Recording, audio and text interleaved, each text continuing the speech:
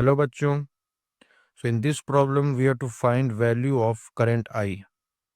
So I is the current which is flowing through this 4 ohm resistor. We have to find its value.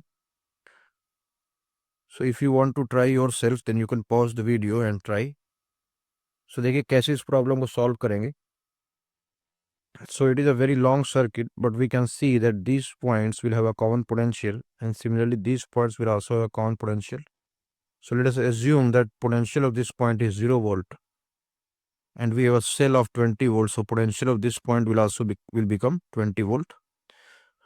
So if this is 0, then this will be 20 volts. So the potential of this point will also be 20, and this point will also have 20 volt potential. Similarly, this point will have 0 potential, this point will have 0 potential, and we have a cell of 4 volt.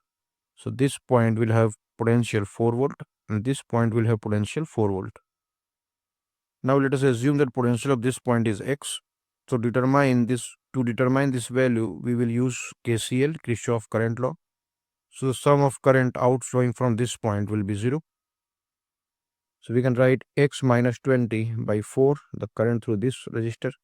Similarly, x minus 20 by 4 and x minus 4 by 2. So their sum will be 0. And if we solve this, we get x equal to 12 volt. So if you find x equal to 12 volt, so the current through this will be given by potential difference upon resistance. So the potential difference will be 20 minus 12. So that is 8 by 4. So current will be 2 ampere. So this is the answer. Thank you.